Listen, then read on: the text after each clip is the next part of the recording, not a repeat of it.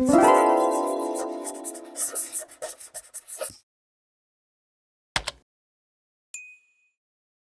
going to quickly show you how to add a drop shadow to text, shapes, and images in Adobe Express. Let's get going. So here I have a sample thumbnail I made, and I want to drop shadow on this text and on this image that I pulled in. So first you need to select what you want the drop shadow on. So I've got the text selected here, and you'll get this menu on the left-hand side that gives you different options.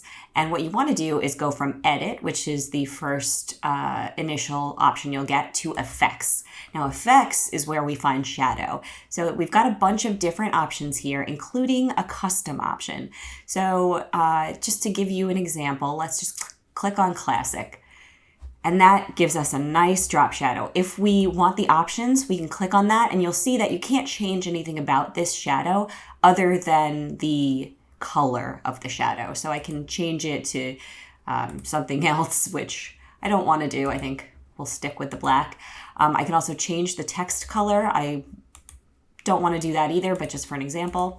And yeah, so these built-in options have to remain the same, but if you want a drop shadow that is customized to your specific needs, you can click on Custom and then really have fun with it. Change the angle, change the distance, anything you could want.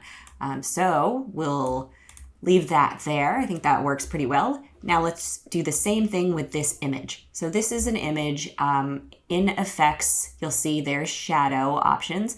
Now to expand these out at the bottom, I'm going to go to View All because I'm not seeing them all.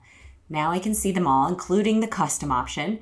And I can add the classic. I can do the same custom option that I did with my text, and I like it, looks good. That is basically it, except I do want to show you that if you have text with a shape behind it, for example, this text here, and you try to add a drop shadow, unfortunately, the drop shadow won't be placed behind the shape. It's going to be placed behind the text. So I kind of wish that we could get a drop shadow behind the shape itself. This shape is built here. So we have a little shape option. You can change the shape of the backdrop for the text, which is cool. But if I have a drop shadow, sometimes I want the drop shadow to be for that shape, not the text itself. So you'd have to build the shape differently. And that essentially is it. You can take away a drop shadow by just clicking on None. So I had one set up, and then if I want it gone, None. And that's it. That's it. I hope that you found this useful. I've got a playlist in Adobe Express with a lot more tips and tricks, and thank you so much for watching.